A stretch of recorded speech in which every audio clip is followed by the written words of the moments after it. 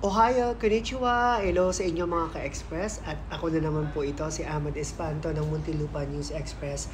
And today, samahan nyo kami dahil pupunta tayo at magbabiyahe sa isa sa mga pinaka sikat na theme park, pasyalan, isa sa mga laging nakalagay sa bucket list ng mga taong pumapasok ng Japan, lalong-lalo na ang mga dayuhan, no? Ito po ang Universal Studios Japan. So, halika at samahan nyo kami sa isa na namang journey dito. So, dito, guys, I think this is 2 or 3 hours away from Nagoya, Japan. So, bumiyahe po kami para lang po matuntun ito. So, eto na po ang Universal Studios. Ang Universal Studios Japan po ay binuksan noong March 31, 2001. At ito po ay isa sa 6 na Universal Studios na nakakalat sa buong mundo. At ito po ang kauna-unahang Universal Studios na itinayo sa labas po ng Amerika na pagmamay-ari ng NBC Universal. So alam naman po natin, no, na nag-originate po talaga ang Universal Studios at Disneyland sa Amerika. So ito po, upon entering, bubungad po sa inyo ang isa sa mga significant landmark dito, Universal Studios Osaka, Japan, ang kanilang ARC. So hindi po natin pwedeng palagpasin yung pagkakataon na makapag-picture dyan, makapag-video. Actually guys, para doon sa mga taong nagtatanong kung magkano ba yung entrance dito. So, kasi ito guys, kukumpara ko to, no, ang Universal Studios Japan po ay parang Enchanted Kingdom natin dyan sa Pilipinas, at parang Star City natin dyan sa May Pasay. So, kapag ikaw papasok para sa all access, so ibig sabihin lahat po ng mga rides ay iyong i-avail.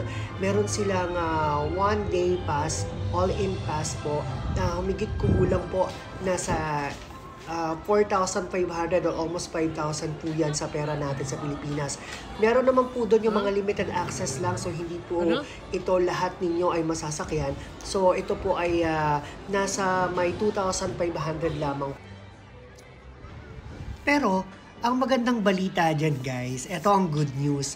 Pwede ka namang wag pumasok, pwede ka namang doon ka lang sa labas, mag-picture ka lang. Kung medyo tight ang budget mo at gusto mo lang ma-establish na nakarating ka sa Osaka, nakarating ka specifically dyan sa Universal Studios sa Osaka po, pwede ka namang pong mag-picture lang sa labas. They will allow you to enter doon po sa pinakaunahan na perimeter up to the revolving globe, kung saan pwede mo ma-establish na kahit papano nakarating ka sa Universal Studios Osaka, Japan.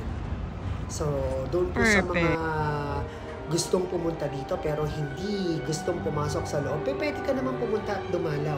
Magkakaroon ka ng chance makapagpa-picture katulad ng ginawa ko. Ito po yung sikat na art dyan sa may Universal Studios, so hindi natin talaga pinalagpas ang pagkakataon na makapagpa-picture dyan. Napakaganda po ng experience na ito at lalong-lalo na kung meron kayong mga anak na talaga namang gustong mapuntahan ang Universal Studios. Planuhin na mabuti at alamin na ang mga bagay kung paano makapunta dito sa Osaka, Japan Universal Studios. Ilalagay ko dyan ang mga link kung paano kumuha ng visa, kung sino ang mga dapat ninyong kontakin. Meron tayong kaibigan na maaaring tumulong sa atin para makapunta dyan.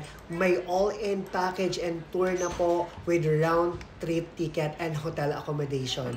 So ano pang inaantay ninyo guys? Ilagay na sa inyong mga bucket list sa pagpunta dito sa Osaka, Japan. And of course, magkita-kita tayo sa mga susunod pa nating mga mini vlog dito sa ating tour sa Japan. Ang susunod nating pupuntahan mga ka-express ay dito rin sa Osaka, Japan. Isa sa mga sikat ding lugar na talaga namang pinapasyalan ng mga dayuhan mula sa iba't ibang panig ng mundo. Ito po ang Dotonbori. Kung ano po ang meron dyan, abangan po ninyo sa mga susunod pa natin mga vlog dito lamang sa Muntinlupa News Express. Maraming salamat!